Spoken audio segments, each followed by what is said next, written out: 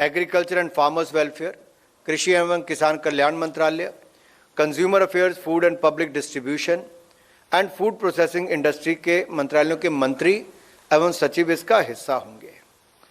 दूसरा, ये कमेटी विभिन्न योजनाओं के अप्रूव्ड आउटले का उपयोग करके उनके कन्वर्जन से इस कैपेसिटी के सृजन का कार्य संपादित कराएगी। इसके लिए कमेटी इन योजनाओं में जो गाइडलाइंस हैं उनमें कुछ संशोधन भी करना है तो आवश्यक संशोधन करने के लिए एम्पावर्ड होगी।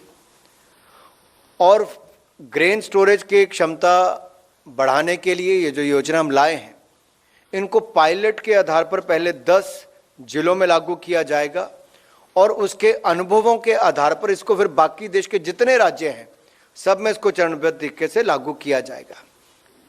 इस योजना के क्रियान्वयन के लिए 3 टायर स्ट्रक्चर होगा, जिसमें एक नेशनल लेवल पे कमेटी बनेगी, तो दूसरी राज्य के स्तर पे चीफ सेक्रेटरी के लेवल पे बनेगी और इसके अंतर्गत स्टेट कोऑपरेटिव डेवलपमेंट कमेटी होगी। तीसरी जिला के स्तर पे कलेक्टर के अध्यक्षता में बनेगी, जहां पर डिस्ट्रिक्ट कोऑपरेटिव डेवलपमेंट कमेटी बनेगी। मित्रों, इस पे 1 लाख करोड़ रुपया खर्च तो होने जा रहा है। ये हमारी भंडारण की क्षमता भी 1450 लाख टन से बढ़ाकर 2150 लाख टन बना देगी अगले 5 वर्षों में। इसके क्रियान्वयन से किसानों को उत्पादन में बेहतर कीमत मिल सकेगी। वे अपने लाभ के अनुसार समय जो उनको उचित हो, अपनी पसंद के अनुसार समय पर फसल बेच सकेंगे। फूड गेन्स के ट्रांसपोर्टेशन में होने वाले व्यय पर भी कमी आएगी और नष्ट होने से भी हम इसको बचा सकेंगे।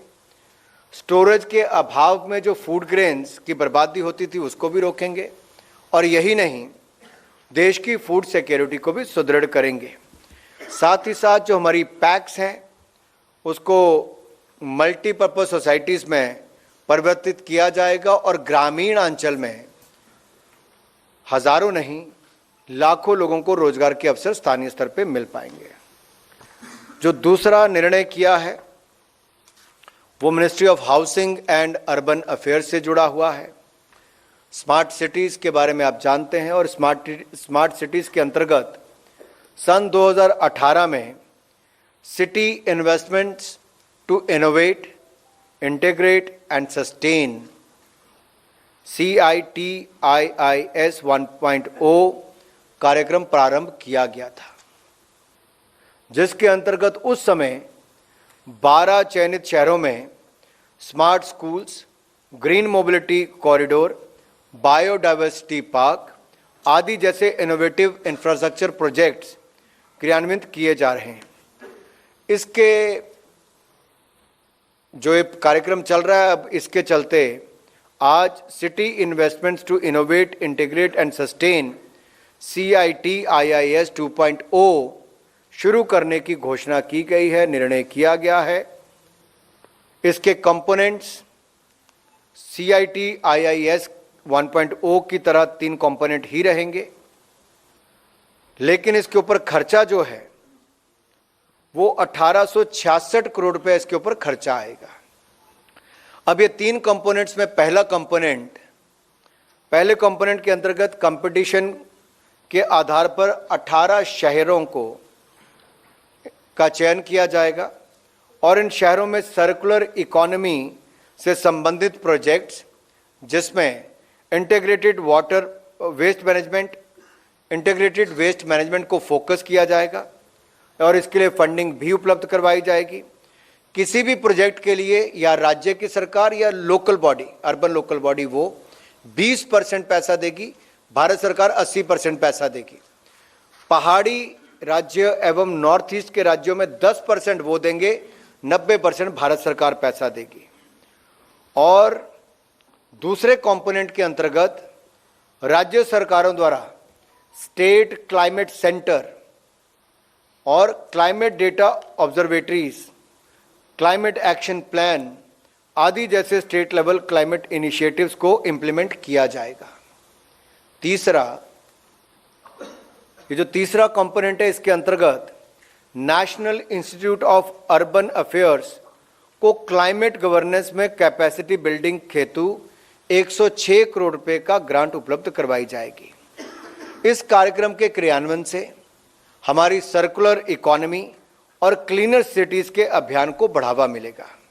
ये कार्यक्रम हम 4 वर्ष के लिए लागू कर रहे हैं, 2023 से लेकर सन 2027 तक ये जारी रहेगा और इंटीग्रेटेड अर्बन मैनेजमेंट को बढ़ावा इससे मिलेगा। हमारी अर्बन लोकल बॉडीज को भी इससे बल मिलेगा, उनकी कैपेसिटी बिल्डिंग भी होगी और हम आज की और भविष्य की पीढ़ियों के लिए क्लीनर एंड ग्रीन सिटीज देने का जो एक संकल्प लेके चलें उस दिशा में भी आगे बढ़ेंगे। स्वच्छ और सुंदर हमारे शहर भी हों और सर्कुलर इकोनॉमीज के चलते हुए हम इस कार्यक्रम को आगे बढ़ा सकें, उस दिशा में कदम उठाए गए। धन्यवाद।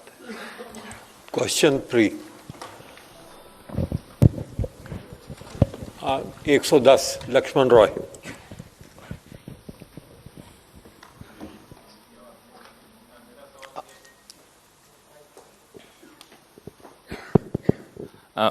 मेरा सवाल ये है कि ये जो अनाज भंडारण की व्यवस्था शुरू की जा रही है विश्व की सबसे बड़ी योजना, आप सुन रहे थे अन्न भंडारण योजना को जो मंजूरी मिली है उससे कैसे आगे आने वाले वक्त में फायदा मिलेगा किसानों को, ये बताया उन्होंने। 10 जिलों में पायलट प्रोजेक्ट की शुरुआत कर भी दी गई है, ये अनुराग ठाकुर ने बताया। किसानों के लिए अन्न भंडारण योजना को मंजूरी मिली, बड़ी खबर इस वक्त की। तो केंद्रीय कैबिनेट के बड़े फैसले, सरकार को 9 साल हो चुके हैं और 9 साल में जो योजनाएं हैं वो आम जनता के लिहाज से कितनी कारगर है, कितनी फायदेमंद है, वो एक एक करके गिनाया जा रहा है, बताया जा रहा है। जो मार्केटिंग इंफ्रास्ट्रक्चर स्कीम हो, इनके अंतर्गत जो पैसा अभी बजट में प्रावधान है उसका ही उपयोग किया जाएगा। अगर आप देखेंगे एग्रीकल्चर इंफ्रास्ट्रक्चर फंड अपने आप में भी 1 लाख करोड़ रुपए की योजना है, तो उन सारी योजनाओं को इकट्ठा करके उसके लिए जो हम अगला एक्शन प्लान बनाएंगे उनमें अगर कुछ और चेंजेस भी लानी तो वो भी लाएंगे। पैसा यहीं से आ जाएगा, पैसे की कमी नहीं है।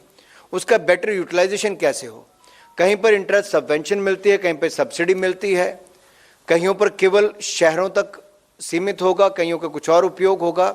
उन सबको एकजुट करके एक खाके में देख के कुल क्षमता बढ़ाने का काम किया जाएगा ताकि ट्रांसपोर्टेशन कॉस्ट भी बचे। और जो आपने कहा कितना बर्बाद होता था, इसके कई तरह के आंकड़े आते हैं जहां पर कई बार तो कहा गया था कि 40% तक भी फल और सब्जियां बर्बाद हो जाती, जो पेरिशेबल गुड्स हैं, जो सीजनल है उसके ऊपर तो ज़्यादा रहता है। लेकिन बाकी भी अन्न भंडारण की क्षमता ना होने के कारण किसान को सबसे बड़ी मार पड़ती थी, जिसको मजबूरी में अपना अनाज भी बेचना पड़ता था, तो उसको भी सुविधा मिलेगी और हमारे खाद्य सुरक्षा भी इससे बढ़ पाएगी। चोपड़ा।